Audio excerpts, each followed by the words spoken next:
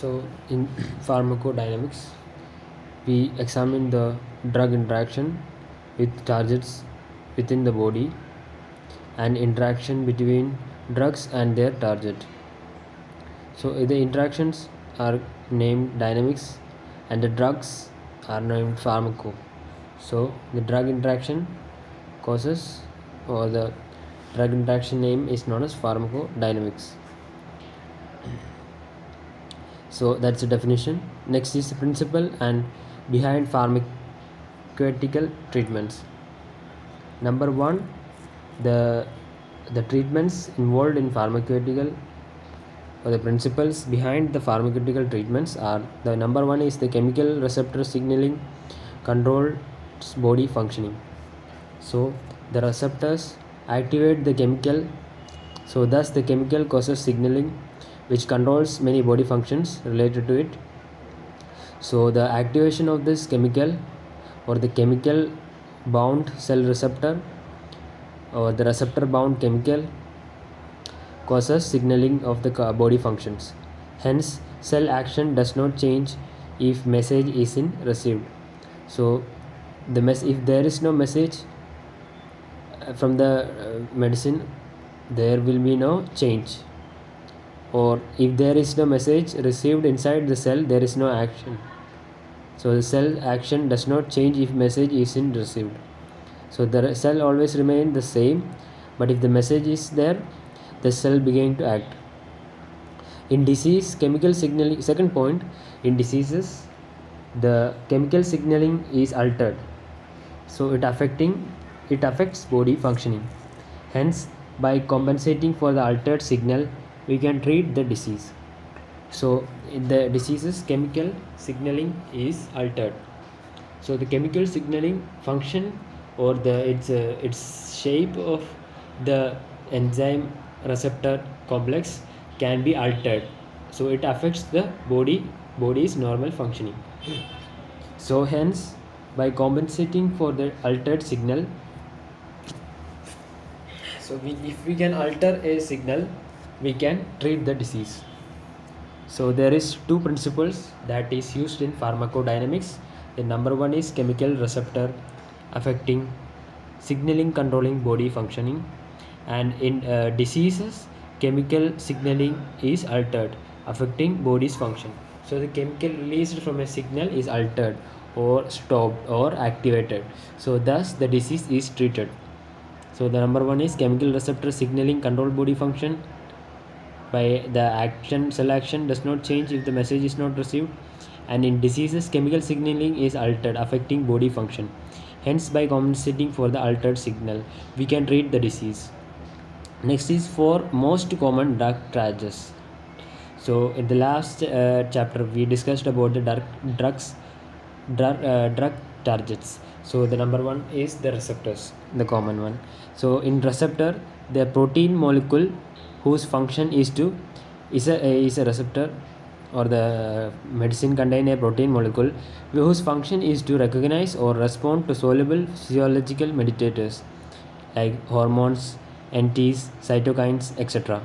So the function is to recognize and respond to soluble physiological mediators. So the normal function of this protein molecule is to recognize the mediators, recognize the hormone receptors, NTs, cytokines. These all are receptors. The example of receptors are hormones, or the mediators are hormones, NTs, cytokines, etc. So other macromolecules that drug interact with are known as drug targets. So what is receptor, or the mediators, is that the drug interacts with these molecules, so thus it is the drug's targets. So it can be a hormone, it can be a NTs, it can be a cytokines. So the number one of the receptor, we can have the protein molecules which function is to recognize and respond to soluble physiological mediators like hormones and NTs, and this interaction is known as drug interaction or drug targets. Next, the point of in receptor is a drug acts agonist or antagonist. So the agonist, there are range of effects, there are many effects. In antagonist there is no effect or the opposite effect. So in agonist there is a lot of effects that can occur in the drug reaction. So in antagonist, either or neither, there is no change of effect, or the effect will be, or either the effect will be changed, opposited. So next, third point, in example, there is beta adrenergic receptors in the heart. So it is important, there is beta adrenergic receptors in the heart which increases the heart and contractility. So there is beta adrenergic receptors, so this have to be noted, this is very important. This beta adrenergic receptor is a receptor that is seen in the heart. It increases the heart's contraction and heart rate. So there is a picture about this receptor. No, it is about antagonist and agonist. So we said about the agonist. So we can see this is the enzyme, and this has to be the receptors.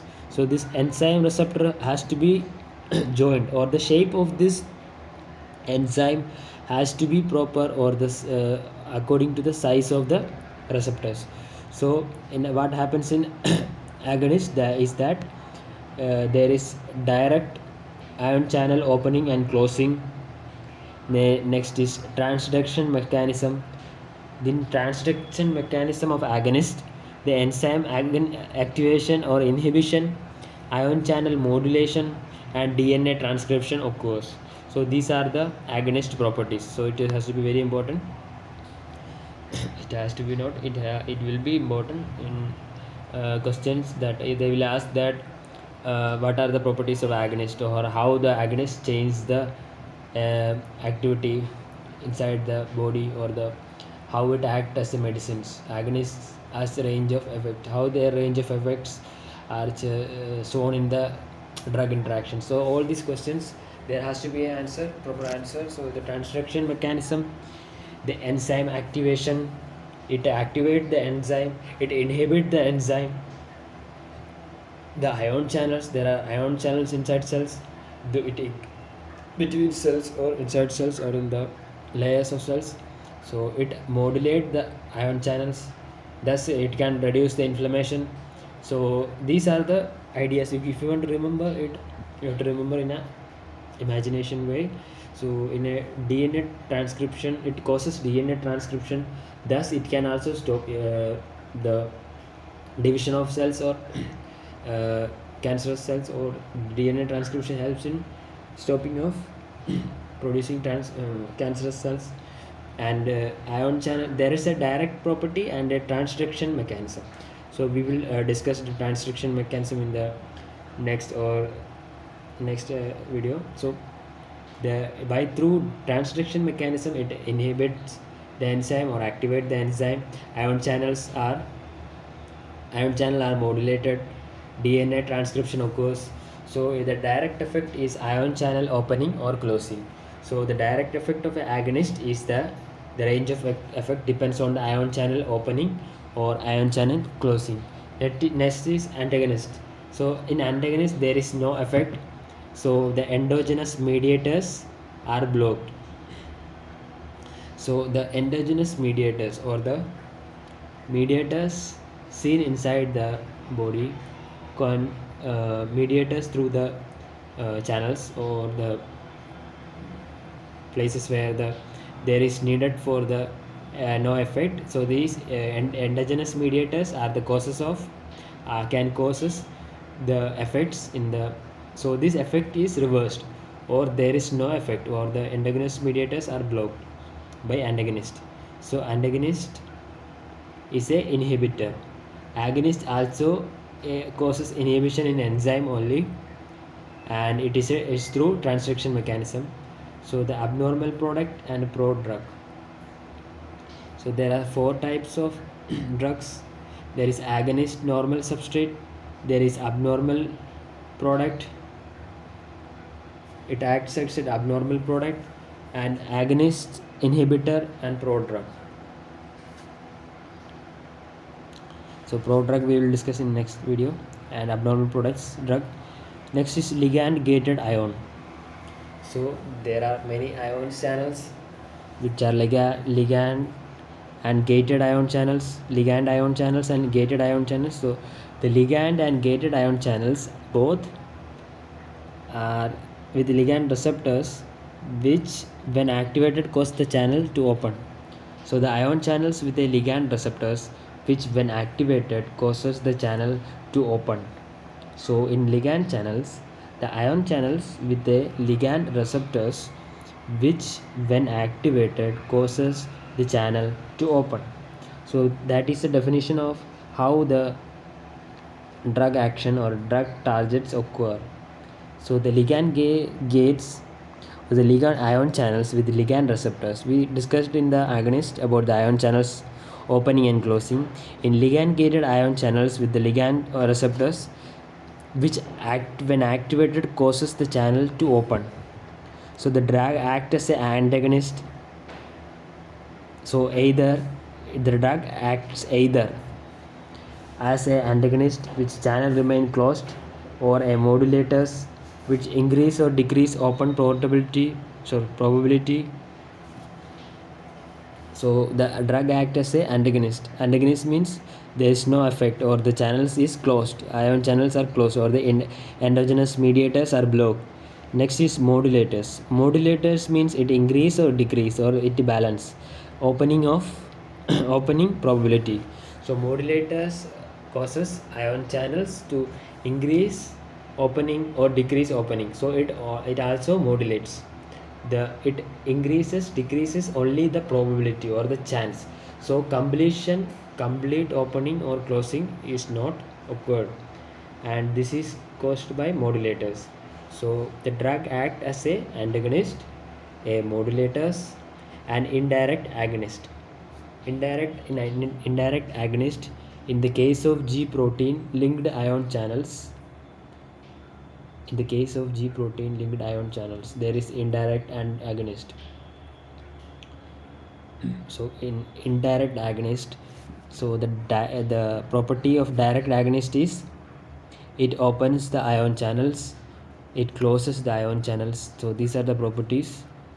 So in indirect agonist, the G protein linked ion channels are the causes of indirect agonist. So in three mechanism of antagonist block ion channels: external channel blockers, internal channel blockers, channel activators.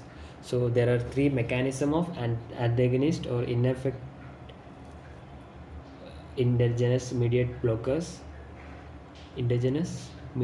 blockers. So it blocks ion channels. So there are three mechanism of antagonist. The first one is in external channel blockers. It blocks the external channel. Next is internal channel blockers. It blocks the internal channel. And next is channel inactivators. So there is blocking of internal and external, and the channel is inactivated. Next is local anesthetic block sodium channels. In the example of antagonist is said that the local anesthetics blocks sodium channels in nerve cells, so inhibit sodium influx, thus infinite action potential. So if there is no action potential in the body does not respond, or the body does not respond to touch. So the blocking in sodium channels in nerve cells causes what happens? So the local anesthesia act on sodium channels of the body, which causes the inhibition of sodium influx and the inhibit action potential. Next is ion channelopathies. In ion channelopathies, abnormality in various ion channels contribute to a rapid growing number of cardiac and neurological diseases. So the ion channelopathies has abnormality in various ion channels. So it contributes to a rapidly growing number of cardiac and neurological diseases. The ion channel channelopathies has many abnormalities. So the rapid growing of cardiac and neurological disease can be contributed to due to the abnormalities in various ion channels. So if there is abnormality in various ion channels, it can cause cardiac and neurological diseases. So we are discussing about the ion channelopathies, or the problem situated with ion channels inhibition or activation. So if there is abnormality due to a drug by the channel ion opening, it can cause rapidly growing number of cardiac and neurological disease. So if there is a change or abnormality in the ion channels, it can cause cardiac and neurological diseases. It has to be a channelopathies cause. Next is mutated cardiac potassium channels. Example is given that if the mutated cardiac potassium channels, or it causes long QT syndrome. So if the medicine act on the cardiac potassium channels, it can cause the QT, the increase or the graph of the QT has long Q and T QT waves. So it causes that syndrome. So the potassium channels in the heart, or the mutated cardiac ion channels, or the potassium channels causes long QT syndrome. So they are not saying how it mutated. So it just saying that their example that the mutated cardiac potassium channels causing the QT syndrome. Next is other mutated potassium channels. So drug can also causes the potassium channel mutation. So familial deafness and epilepsy. So it can also cause deafness, which is by familial, and epilepsy. Epilepsy can also be caused due to potassium channel mutation. So cardiac potassium channel mutation, what happens? QT syndrome, we get QT syndrome. And by the other potassium channels in the brain or the brain receptors, it can cause familial deafness and epilepsy. So it is very dangerous to alter the ion channels to do an effect. Next is drugs. In drugs, there is calcium channel blockers, 3 distinctive groups. Next is we are going to discuss the last of the topic, the 3 channel calcium channel blockers. We are not discussing about potassium channel blockers or sodium channel blockers. We are discussing about the calcium channel blockers. So the first one is phenyl alkyl amines. Phenyl alkyl amines. Phenyl alkyl amines. So the example is verapamil. So the example of phenyl alkyl amines is verapamil. Next is dihydropyridines. Example is nifedine amlodipine. Next is benzothiazepine. Example is ditizam.